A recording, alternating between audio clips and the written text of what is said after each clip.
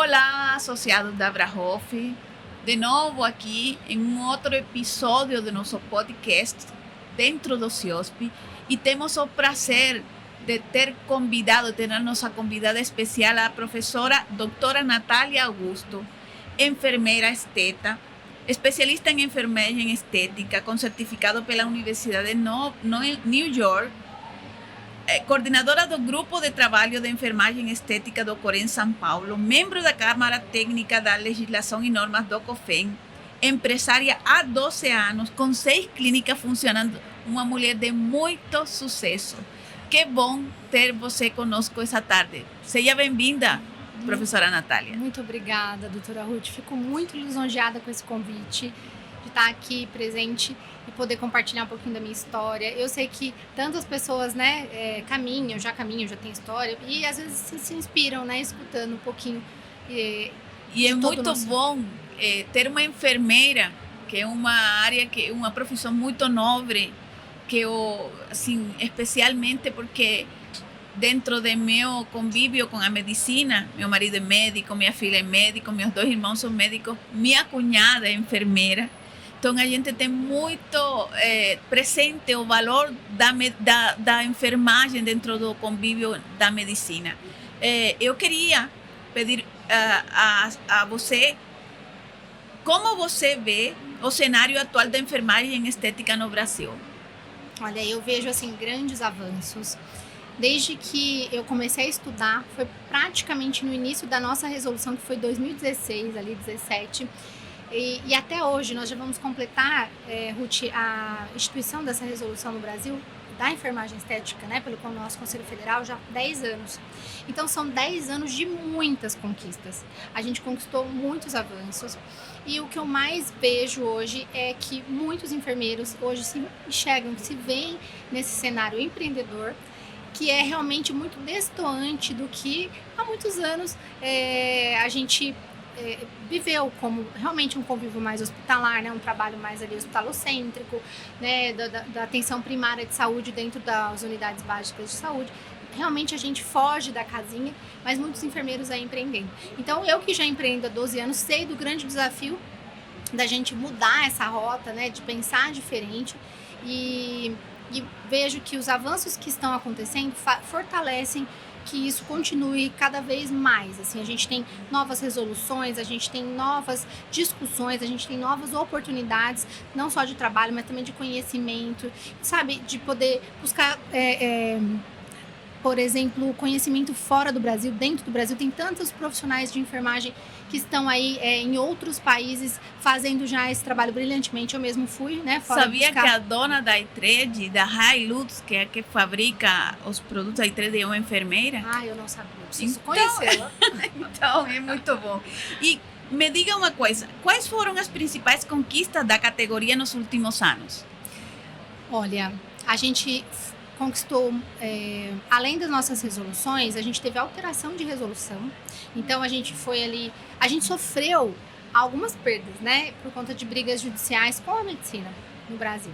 Mas a gente conseguiu conquistar depois novas resoluções que nos trazem, assim, respaldo realmente e fazem com que a gente tenha hoje uma atuação muito mais forte. Então, novos procedimentos, as próprias câmaras que discutem isso no âmbito regional e federal. Então, isso faz todo o sentido dos avanços que vem acontecendo e fortalece, A abertura, por exemplo, de portas, doutora, que eu sempre digo que isso é uma luta que eu tenho, de abertura de portas, por exemplo, como eu tive no Congrehoff, de mostrar a minha experiência, o meu domínio clínico, todos os meus, e principalmente lá onde eu falei de emergências clínicas, o domínio da enfermagem sobre um aspecto tão relevante que é o cuidado diante de uma emergência clínica em consultório que pode acontecer, claro, e muitos outros assuntos que podem ser levados. Então, a gente vê outros enfermeiros também brilhando em palcos com grandes congressos como esse, por exemplo, e Congrehoff e tantos outros que a gente conhece. Você, como parte das câmeras técnicas, tem um domínio amplo sobre o que diz a regulamentação do COFEN sobre a atuação do enfermeiro esteta. Poderia nos dar uma luz sobre esse tema? Claro. Olha, hoje, dentro da Câmara Técnica de Legislação e Normas, eu faço todo esse apanhado das solicitações, dúvidas, e a gente consegue desenvolver documentos que podem nos fortalecer. Mas mesmo assim, a gente já tem documentos que já norteiam o nosso trabalho.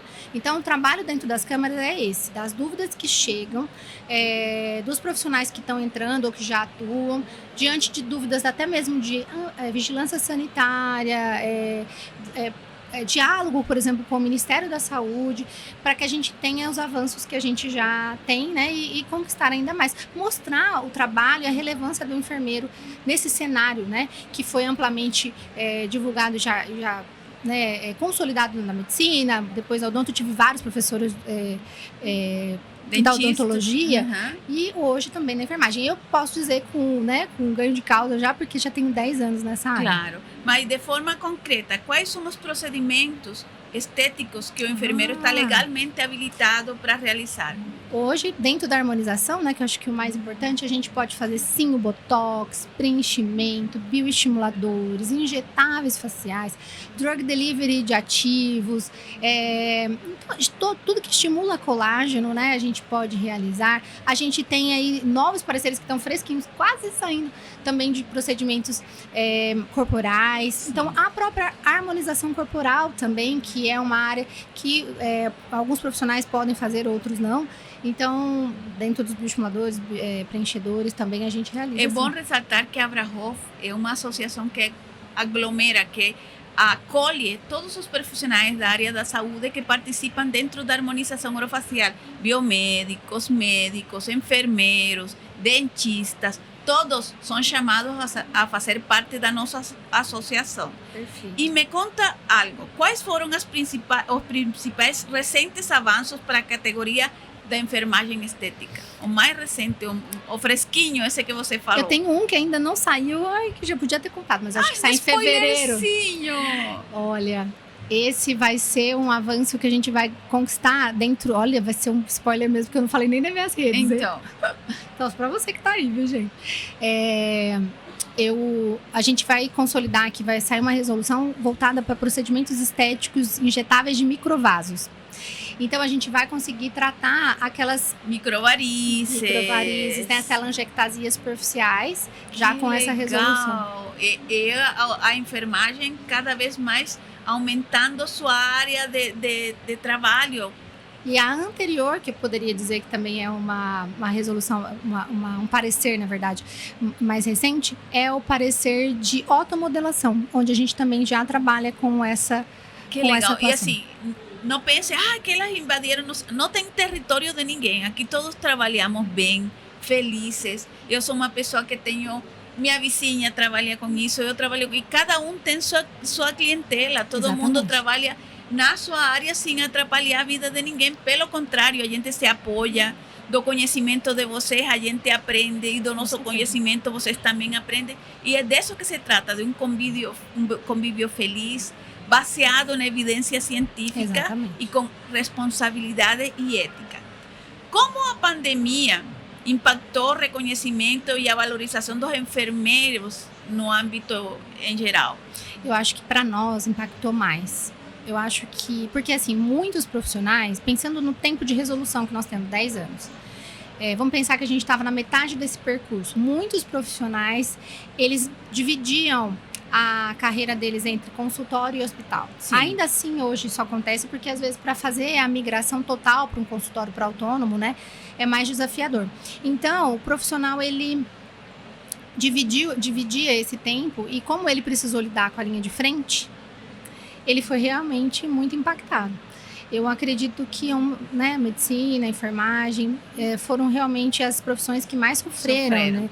Ao passo que outros profissionais que já eram autônomos não tinham que lidar com a linha de frente, muitos eu sei que deslancharam nessa época. Porque o nosso foi crítico também, porque o nosso parou e tuas contas continuavam chegando. Exatamente. Mas assim, Ruth, a gente escuta hoje muita gente que se deu bem muito por conta das lives, dos cursos, que foram todos remotos. Sim, é verdade. Então, teve gente que aprendeu com a pandemia a se reinventar. Exatamente. Então, nesse sentido, o enfermeiro não tinha esse tempo, né?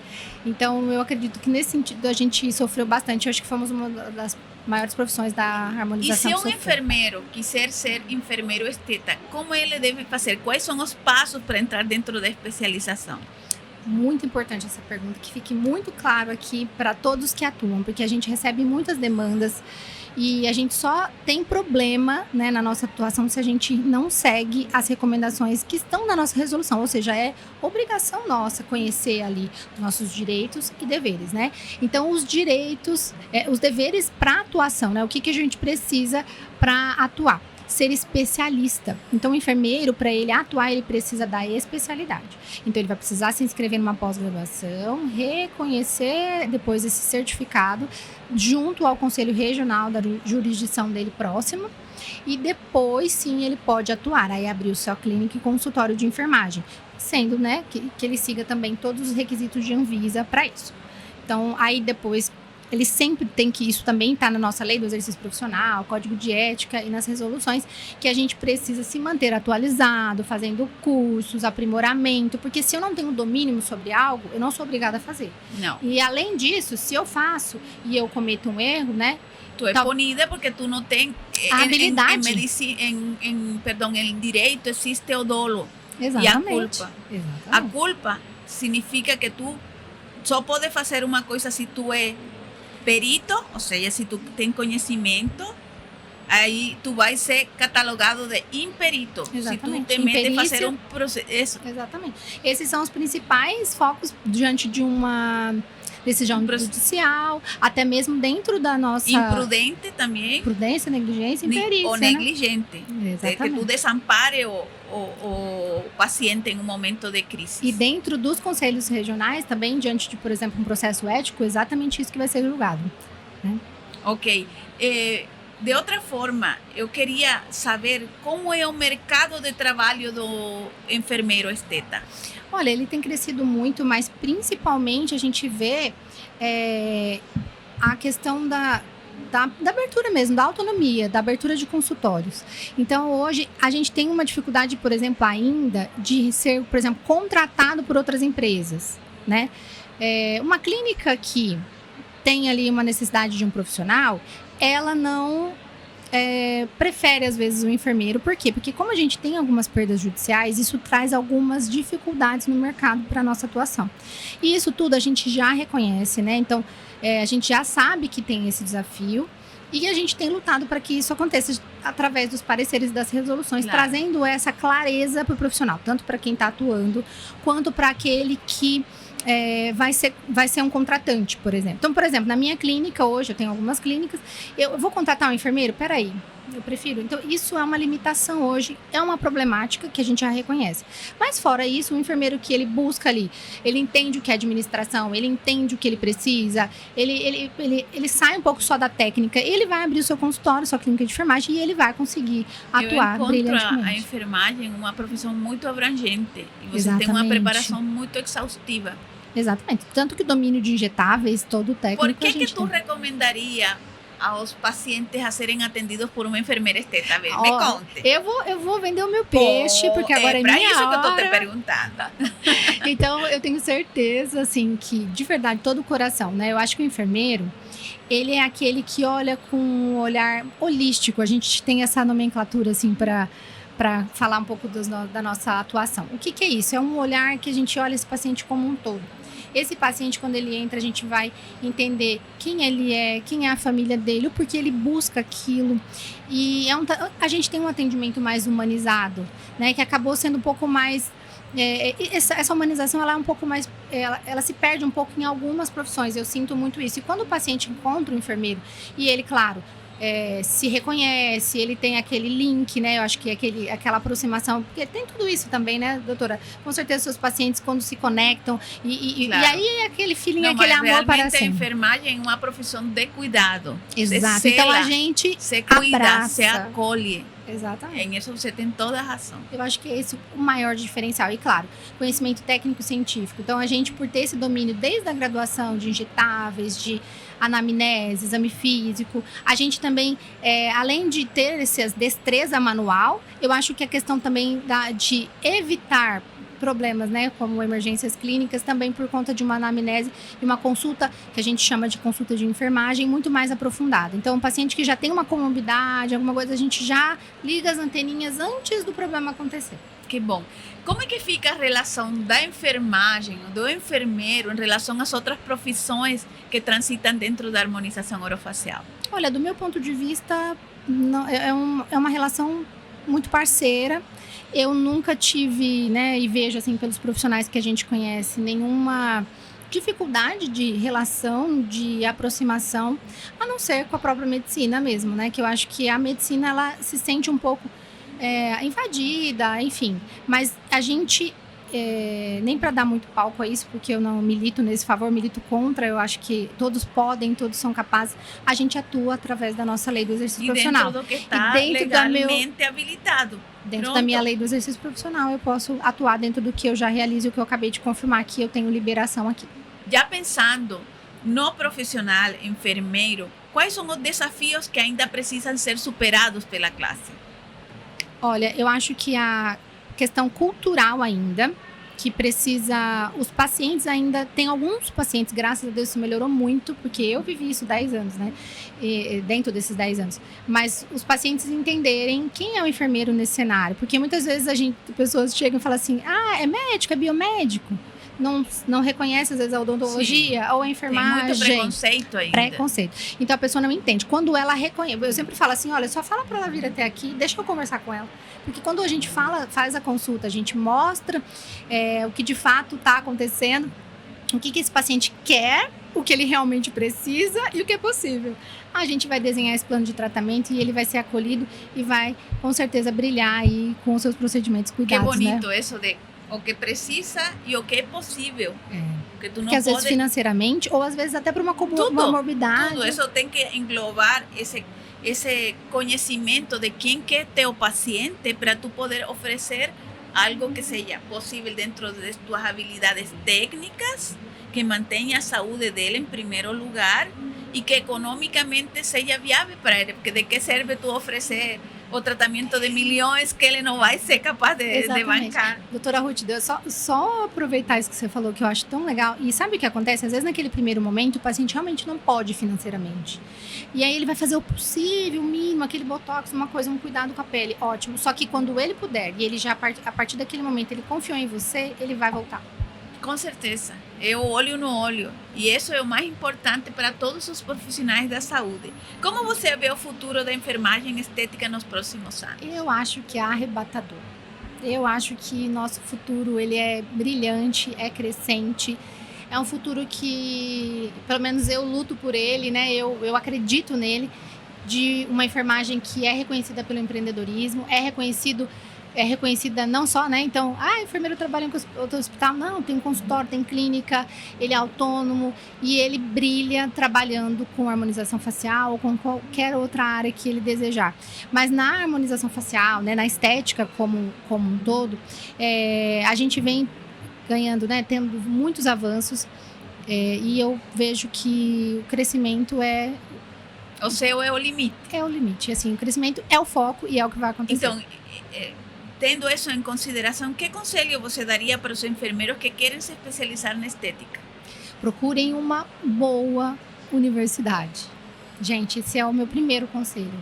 Porque não adianta você economizar nesse ponto, nesse quesito. Porque, assim, parece que só porque você é enfermeiro ou qualquer profissão da saúde que injeta ou que tem habilidade, eu vou fazer qualquer, sei lá, o que passa na minha cabeça. Pode ser que seja por outro pensamento, às vezes de economia mesmo. Mas quando você vai na ponta mesmo e quando você vai lidar com aquilo e você vai estar dentro do consultório, só você não tem uma emergência ali dentro, né, igual o hospital para atender um paciente, você não vai ter seu professor do lado, se você cometer um erro ou acontecer alguma questão ali que você precise de um apoio, ou seja, você vai ter que estar muito bem preparado para isso. Se você fizer uma faculdade, né, uma pós-graduação que não te entregue o mínimo, você vai estar muito menos preparado para o mercado. E é esse o grande problema hoje, né, do meu ponto de vista, o despreparo nesse cenário que traz as intercorrências e esse aumento de questões de mídia. É verdade. Eu uma vez fui em um país que um dos diretivos do Colégio de Dentistas me falou que a harmonização estava se convirtiendo em um problema de saúde pública. E eu falei, sabe de uma coisa? Sabe por que você está chamando a harmonização de um problema de saúde pública? Porque se nos regulamentam. Quando você nos regulamentam os que sabem fazer e fazem da maneira correta, fazem, mas os que não sabem fazer, fazem também. E aí é que está o problema.